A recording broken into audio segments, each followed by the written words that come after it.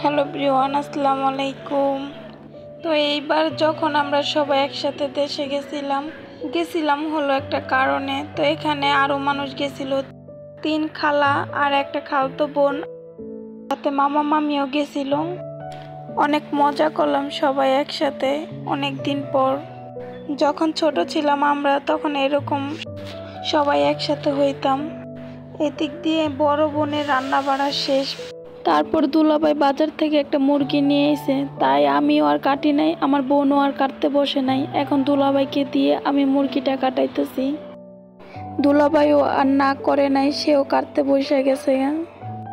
তো গ্রামে আসলে অনেক ভালো লাগে, তার মধ্যে যদি আমার আত্মীয় স্বজন বা আমার ফ্যামিলির কেউ থাকে তখন তো আরও অনেক ভালো লাগে।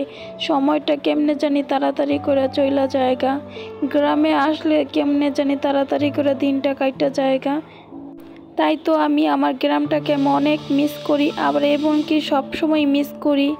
যেহেতু ঢাকা শহরে থাকি আমার একটু ভালো লাগে না, গ্রামে থাকতেই ভালো লাগে। আর সবাই আমার গ্রামে থাকে, আমার সবসময় আমি আমার গ্রামকে মিস করি। আর গ্রামে থাকলে আরও সুন্দর সুন্দর ভিডিও বানাইতে পারতাম। আর যখন যাই তখন একটু একটু করে ভিডিও বানাই।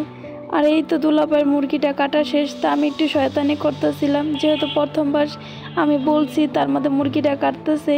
তো এইগুলো লই আমি একটু দুষ্টামি করতেছিলাম দুলাভাইয়ের সাথে। আমি মনে করছিলাম যে দুলাভাই মনে হয় প্রথমবার মুরগি কাটতেছে, কিন্তু আসলেই সে অনেকবারই মুরগি কাটছে এর আগে। তো আমি যখন বলছি দুলাভাইকে দিয়ে মুরগিটা কাটানোর জন্য, দুলাভাই আর তাই আর না করে নাই, সেও কাটতে বসে গেছে। কারণ দুলাভাই বোনের কাজে সব কিছুই সাহায্য করে। আর এই দিক দিয়ে আমার মেজো বোন অনেক কান্না করতেছিল, কারণ তার মনে অনেক দুঃখ আজকে, তো এর জন্য অনেক কান্না করতেছিল। আর আজকে তার যেহেতু সবাই বাসায়, তাই ওর মনের দুঃখগুলো আজকে সবার কাছে শেয়ার করতেছিল। তেমনি ওই মনের দুঃখের ঠেলে সবাইকে বকাবকি করে, কিন্তু ওর মনটা অনেক নরম, মানুষকে অনেক বকাবকি করবো যেরকমই, আবার মানুষকে ভালোবাসবো তাড়াতাড়ি করে।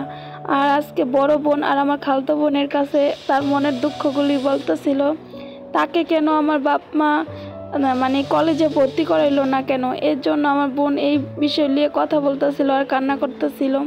আর আমরাও সাথে অনেক হাসাহাসি করতেছিলাম। তিনি এই বয়সে বলতেছিল যে কলেজে ভর্তি করাইলো না কেন, তার বাপে এই কথা বলতেছিল। তা আসলেই বাপ মা যা করছে আমাদের ভাই বোনে অনেক ভালোই করছে, আল্লাহ জানে তাদের সবাইকে ভালো রাখে। আমার মা বাপ, এমনকি দুনিয়ার যাদের মা বাপ আছে সবাইকে যেন ভালো রাখে। যেহেতু অনেক মানুষের মা বাপ বেঁচে নাইগা, তো তারা যে অনেক কষ্টে আছে একটু দেখলে অনেক কষ্ট লাগে। আল্লাহর রহমতে আমার মা বাপ যে এখনও বাচ্চা রয়েছে, এটাই আমার কাছে আমি শুকরিয়া আদায় করি। আর আমার বোন তো রাগের ঠেলা অনেক কিছু কইয়া ফেলে, পরে অনেক আফসোস করে যায়, হ্যাঁ কী বললাম। তা আজকে ওর অনেক রাগ লাগতেছিল, তাই আমার বড় বোনের কাছে অনেক দুঃখের কথা বলতেছিল। তা আমরা তো এইগুলো নিয়ে অনেক হাসাহাসি করতেছিলাম।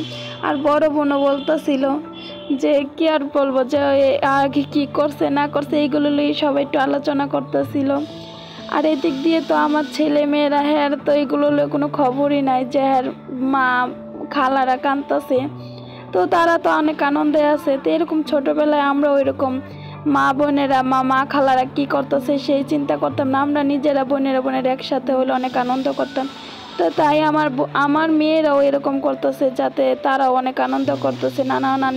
নানা নানির বাসায় গেলে বা খালার বাসায় গেলে অনেক আনন্দ। সবাই আমার ভিডিওটা কেমন হয়েছে অবশ্যই কমেন্ট করে বলবেন।